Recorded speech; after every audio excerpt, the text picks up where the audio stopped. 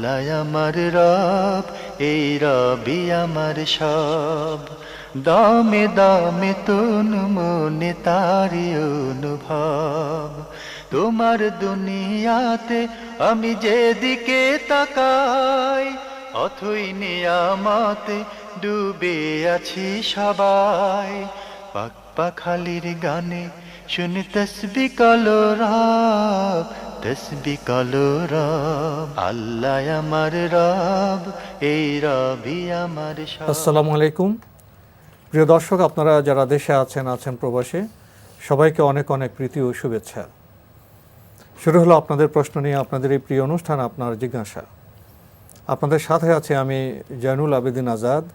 আজকেও আপনাদের প্রশ্নের জিজ্ঞাসার জবাব দিচ্ছেন বিশিষ্ট আলেম ডক্টর মোহাম্মদ সৈফুল্লাহ। আসসালামু আলাইকুম রহমতুল্লাহি বারাকাতুহু। প্রিয় দর্শক, চলুন তাহলে জিজ্ঞাসার জগতে। শুরুতে একটি ইমেল, এটি পাঠিয়েছেন আহমাদ, অষ্টম শ্রেণীর ছাত্র। কোনো কবরকে মাজার বলা কি জায়েজ? সুন্দর প্রশ্ন করেছে। কবরকে মাজার পড়া জায়েজ কিনা? কবর তো আমরা বুঝি যেখানে মানুষদেরকে দাফন করা হয় থাকে, এটাই কবর। কবর মাজার শব্দের শাব্দিক অর্থ হচ্ছে দর্শনীয় স্থান, যেটাকে দর্শন করা হয় থাকে। কবর কখনো মাজার নয়। ইসলামী পরিভাষায় মূলত কবরকে কখনো মাজার বলা হয়নি। কবর জিয়ারত করার বিষয়টি হাদিসের মধ্যে এসেছে, কিন্তু কবর জিয়ারতের উদ্দেশ্য করে কোনো ধরনের সফর করা এটা নিষিদ্ধ। কবর জিয়ারতের উদ্দেশ্যে কোথাও যাওয়া এটাও নিষিদ্ধ। কবর জিয়ারত শুধুমাত্র একজন আল্লাহর বান্দা, ইমানদার ব্যক্তি, তিনি যখন কবর দিয়ে অতিক্রম করবেন তখন তিনি কবর জিয়ারত করতে পারেন, কবরবাসীর জন্য দোয়া করতে পারেন। রাসূলুল্লাহ সাল্লাল্লাহু আলাইহি ওয়াসাল্লাম যে সমস্ত কাজগুলো নিষেধ করেছেন কবর কেন্দ্রিক, সেগুলো করার নামই হচ্ছে কবর পূজা। এক নম্বর হচ্ছে ইশরাফুল কবর, কবরকে উঁচা করা। আল বিনা আলাল কবর, কবরের উপর গম্বুজ, সৌধ, কবরের কোনো কিছু নির্মাণ করা। আল কিতাবাত আল কুবুর, কবরের উপর কোনো কিছু লিখা। দেখবেন অনেক বোর্ড লিখে রাখছে, রে ক্ষণিক কিছুক্ষণ দাঁড়িয়ে যাও, বলে যাও সূরাতুল ইখলাস। আমরা বিভিন্ন কবরের মধ্যে দেখি যে এই যে ইত্যাদি, কবরের মধ্যে লিখে রাখা অনেক কথা লেখা থাকে, অনেক কিছু লিখা। তারপরে কবরকে সাজানো, কবরের উপর কে বলে জানি মশারি খাটানো, কবরের উপর গম্বুজ তোলা, গিলাপ দেওয়া, তারপরে গিলাপ দেয়া, তারপরে কবরে ফুল দেয়া, এরপরে কবরের মধ্যে গিয়ে সেখানে সিজদা করা, কবরবাসীর কাছে চাওয়া, কবরস্থ ব্যক্তির বারবার সেখানে গিয়ে প্রতিদিন 2 বার 3 বার 4 বার গিয়ে কবরস্থ ব্যক্তির কাছে কোনো কিছু আবেদন নিবেদন ইত্যাদি করা। এবং এই স্থানকে মুকাদ্দাস পবিত্র, কেউ কেউ বলে পুত পবিত্র, আবার কেউ বলে মহাপবিত্র ইত্যাদি ইত্যাদি শব্দ এখন শোনা যায়। এইসব শব্দগুলো ব্যবহার করা সবটাই কবর পূজার মধ্যে অন্তর্ভুক্ত, এবং এগুলি সবগুলোই কবর পূজা। যেহেতু মাজার শব্দ দিয়ে এগুলো চালু হয়ে গিয়েছে, তাই সেক্ষেত্রে এখন কবরকে মাজার শব্দ দিয়ে পরিচয় করাটাই মূলত একটি গর্হিত কাজ, একটি নিন্দিত কাজ, বরং এটি কবর পূজার দিকে মূলত ইঙ্গিত করে ধাবিত করে। আমাদের ছোট্ট বন্ধু আহমাদ আরও একটি প্রশ্ন করেছে, লিখেছে, আমাদের দেশে মহানবী সাল্লাল্লাহু আলাইহি ওয়াসাল্লামের কবরকে রওজা বলা হয়, কিন্তু খোলাফায়ে রাশেদিনরা কি নবীজি সাল্লাল্লাহু আলাইহি ওয়াসাল্লামের কবরকে রওজা বলেছেন? না, কবর তো রওজা নয়। রওজা বলা হয় তাকে রাউযাতুম মিন রিয়াদিল জান্নাহ, একটি স্থান রয়েছে মসজিদে নবী সাল্লাল্লাহু আলাইহি ওয়াসাল্লামের মধ্যে, যেটা রাউযাতুম মিন রিয়াদিল জান্নাহ বা রিয়াজুল জান্নাহ বলা হয়। রিয়াদুল জান্নাহ জান্নাতের একটা টুকরা, জান্নাতের একটা অংশ, রওজা বাগান। সুতরাং এটা হচ্ছে মূলত রওজা। কিন্তু আমাদের কিছু সংখ্যক না বুঝে মনে করেছে কবর রাসূল সাল্লাল্লাহু কবরকে রওজা বলা হয় থাকে না, রাসূলুল্লাহ সাল্লাল্লাহু কবর শরীফ বলা হয় থাকে। এবং রাসূলুল্লাহ সাল্লাল্লাহু আলাইহি ওয়াসাল্লাম যেহেতু এই কবরে আছেন এবং তাকে সেখানে দাফন করা হয়েছে, এই জন্য এটার মর্যাদা রয়েছে, তাই এটাকে কবর শরীফ বলা হয় থাকে। কিন্তু রাসূল সাল্লাল্লাহু আলাইহি ওয়াসাল্লামের কবরকে রওজা, এটা ভুল ব্যবহার, এটা শুদ্ধ ব্যবহার নয়।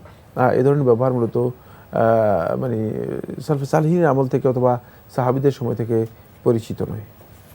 এবার আমাদের হাতে যে ইমেলটি, এটি পাঠিয়েছেন মোহাম্মদ জাহিদুল হাসান। আগের ইমেল, আপনার আরও প্রশ্ন রয়ে গেছে। আপনি লিখেছেন, আমি জামাতের সালাত আদায় করার সময় দেখেছি ইমাম সাহেব যদি সালাতের মধ্যে কোনো ভুল করেন এবং পরবর্তীতে সাহু সিজদা করেন, তখন মুক্তাদিরাও তার সাথে সাহু সিজদা করেন। আমার প্রশ্ন হলো, ইমাম সাহেব যখন কোনো সূরা পাঠ করেন তখন সেই সূরার ফজিলত বা সওয়াব কি মুক্তাদিরাও পায়? আর ইমাম সাহেবের যদি সালাত আল্লাহ কবুল করেন তবে তার পেছনে দাঁড়ানো সকল মুক্তাদিদের সালাতও কি আল্লাহ কবুল করে নেন? এ ভাই একটি প্রশ্ন করেছেন, কিন্তু প্রশ্নটা অদ্ভুত প্রশ্নের মতো বলা যায়। মানে মনে হচ্ছে যেন ইমাম সাহেবের সালাত কবুল হলেই মুক্তাদির সালাত কবুল হয়ে যাবে, ব্যাপারটা এমন নয়। ইমাম সাহেব যদি সালাত আদায় করে উযু সহ, আর আপনি যদি সালাত উযু ছাড়া আদায় করেন, তাহলে সালাত হবে কিনা? সালাতই হবে না আপনার। সালাতের সমস্ত ওয়াজিবাত, সমস্ত আরকান, মুস্তাহাব্বাত, সুনান সব কিছু যদি আপনি ঠিকমতো আদায় করে থাকেন, তাহলে আপনার সালাতও কবুল হবে।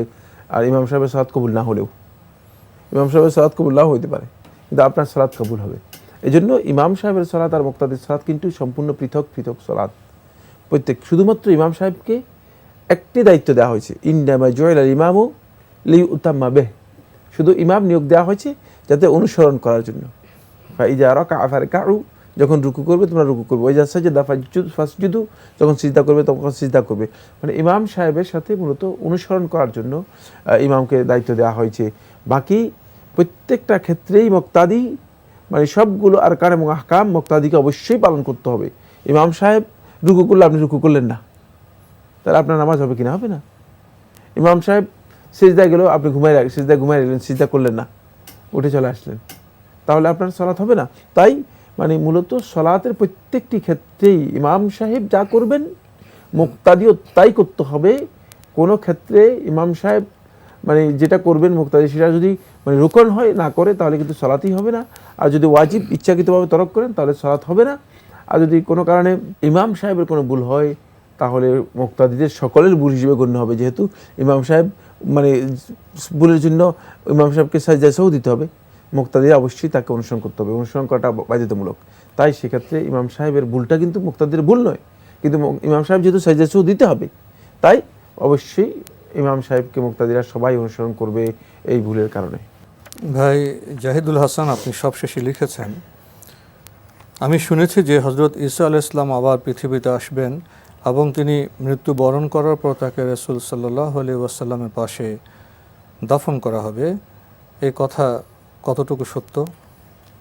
প্রথম অংশ সত্য। ঈসা আলাইহিস সালাম পৃথিবীতে আবার আসবেন।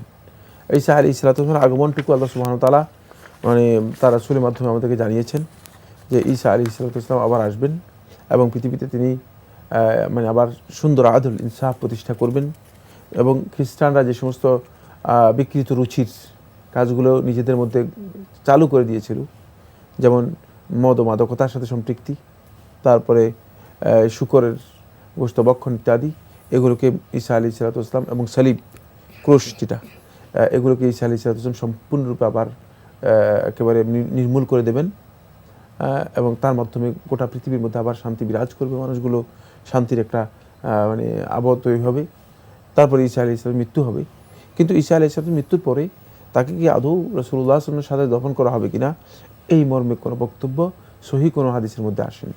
এবার আমাদের হাতে একটি চিঠি, যিনি পাঠিয়েছেন নাম প্রকাশে অনিচ্ছুক।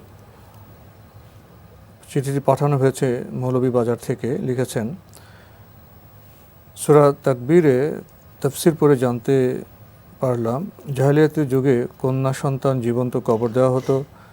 তখন জনৈক ব্যক্তি রাসূল সাল্লাল্লাহু আলাইহি ওয়াসাল্লামকে জিজ্ঞাসা করলেন, সহবাসের সময় বীর্য বাইরে ফেলা দেওয়া সম্পর্কে তাকে প্রশ্ন করলে তিনি উত্তরে বলেন, এটা গোপনীয়ভাবে কন্যা সন্তানকে জীবন্ত দাফন করা নামান্তর। এখন আমার খুব ভয় হচ্ছে, আমার স্বামী বাচ্চা না হওয়ার জন্য বীর্য বাইরে ফেলে দিতেন, উনিও 15-20 বছর হয় মারা গেছেন, আমিও বৃদ্ধা, এখন কি করলে পাপ থেকে আমরা দুজন মুক্তি পাব? আপনি যে কাজটির কথা উল্লেখ করেছেন এটাকে আজল বলা হতো। মানে এই মর্মে রাসূলুল্লাহ সাল্লাল্লাহু আলাইহি ওয়াসাল্লাম একটা হাদিস সাব্যস্ত হয়েছে আব্দুল্লাহ ইবনে মাসউদ রাদিয়াল্লাহু তাআলা থেকে, তিনি বলেন, কুন্না নাযিলু ওয়াল কুরআনু ইয়ানজিল, আমরা আজল করতাম তখন কোরআন অবতীর্ণ হচ্ছিল। মানে কোরআন নাজিলের এই সময়কালেই আমরা আজল করেছি, অর্থাৎ রাসূলুল্লাহ সাল্লাল্লাহু আলাইহি ওয়াসাল্লাম অনুমোদন দিয়েছেন। বিভিন্ন ক্ষেত্রে রাসূলুল্লাহ সাল্লাল্লাহু আলাইহি ওয়াসাল্লাম আজলের অনুমতি দিয়েছেন বিভিন্ন প্রেক্ষাপটের সামনে রেখে। তাই এই কাজটি হারাম নয়, গর্হিত নয়। যে বিষয়টি রাসূল সাল্লাল্লাহু আলাইহি ওয়াসাল্লামকে প্রশ্ন করা হয়েছিল একটা সুনির্দিষ্ট বিষয়ে, সেই সুনির্দিষ্ট বিষয়টিকে রাসূলুল্লাহ সাল্লাল্লাহু আলাইহি ওয়াসাল্লাম আল ওয়াদুল খাফি বলেছেন। কন্যা সন্তান মানে প্রথিতকরণ নয়, সেটা হচ্ছে আসলে গোপন মানে ভ্রূণ হত্যা যেটি, আর এটা ইন্টেনশনালি যদি কোনো ব্যক্তি শুধুমাত্র ভ্রূণ হত্যার জন্য করে থাকে তাহলে তার কাজটি গর্হিত হবে, গুনার কাজ হবে। প্রশ্নকর্তার চিন্তার তেমন না, কারণ এ নেই। নিয়ে আপনার চিন্তার কোনো কারণ নেই এবং আপনি হতাশ হওয়ার কোনো কারণ নেই। এটি কোনো গুনার কাজ নয়, বরং এটি যদি স্বামী স্ত্রীর সম্মতিক্রমে হয়ে থাকে তাহলে ইসলামী শরীয়তের মধ্যে হারাম বা নাজায়েজ কিছুই নয়। আপনি আরও লিখেছেন, আমার পরিচিত একটা লোক বারবার বলে তোমাকে তালাক দিব, একটু মনোমালিন্য হলেই। একবার এক তালাক দিয়েছিল, তাদের তালাক কি হয়ে গেছে? যদি এক তালাক দিয়ে থাকে তাহলে অবশ্যই তালাক হয়ে গিয়েছে। কিন্তু তালাক দিব বারবার এই ধরনের কথা বলা, তালাক নিয়ে খেল তামাশা করা, এটি ইসলামী শরীয়তের মধ্যে গর্হিত অসুন্দর কাজ। মানে এক তালাক যে দিয়েছে সেটা যদি এক তালাক দিয়ে থাকে তাহলে তার তালাক হয়ে গিয়েছে, শুধু এক তালাক হবে এবং সেটা এক তালাকের বিধান অনুযায়ী সেটা প্রযোজ্য হবে। যদি তিনি আবার ফিরে নিয়ে থাকেন সমঝোতার মাধ্যমে তাহলে তার স্ত্রীকে তিনি ফিরিয়ে নিতে পারবেন। আর যদি তার ইদ্যত শেষ হয়ে যায়, মানে 3টা পিরিয়ড যদি শেষ হয়ে যায়, যেটা ইদ্যত বলা হচ্ছে ইসলামী শরীয়তের পরিভাষায়, এই ইদ্যত তার যদি শেষ হয়ে যায়, কমপ্লিট হয়ে যায়, তাহলে এই স্ত্রী কিন্তু তার জন্য হারাম হয়ে যাবে যতক্ষণ পর্যন্ত আবার দ্বিতীয়বার বিয়ে না করবে। তাহলে একবার তালাক দেওয়ার কারণে এক তালাক হয়েছে, পূর্ণাঙ্গ তালাক হয়নি। তারা সমঝোতার মাধ্যমে ইচ্ছে করলে আবার ঘর সংসার করতে পারবে। 3 তালাক হয়নি আর কি। জি।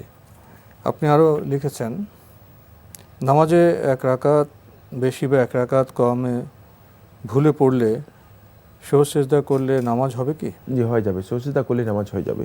যদি কোনো কারণে এক রাকাত বেশি পড়েন অথবা এক রাকাত কম পড়েন, তাহলে আপনার যদি খেয়াল পড়ে তাহলে আপনি সেজদা সহ দিলেই হয়ে যাবে। দর্শক, এবার আমাদের হাতে যে চিঠিটি পাঠিয়েছেন মোহাম্মদ আজিজ আক্তার শাহ, সৈয়দপুর নীলফামারী থেকে লিখেছেন,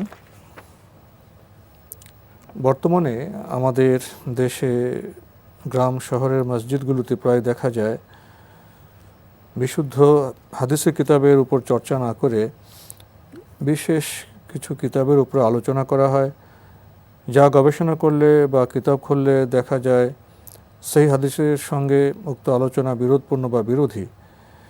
পাশাপাশি কথাও বলা হয় যে আমাদের মাযহাব অনুসারে এভাবেই আমল করতে হয়। প্রশ্ন হলো, রাসূল সাল্লাল্লাহু আলাইহি ওয়াসাল্লামের বিশুদ্ধ হাদিসের কিতাবকে উপেক্ষা করে মাযহাবী কিতাব নিয়ে টানাহেচড়া করা কি ঠিক? এ ব্যাপারে হক্কানি আলিমগণের মতামত জানতে চাই। আর যারা এই কাজ করছেন তারা কোন পথে আছেন তা দলিল সহ জানতে চাই। ধন্যবাদ আপনাকে। প্রথম কথা হচ্ছে,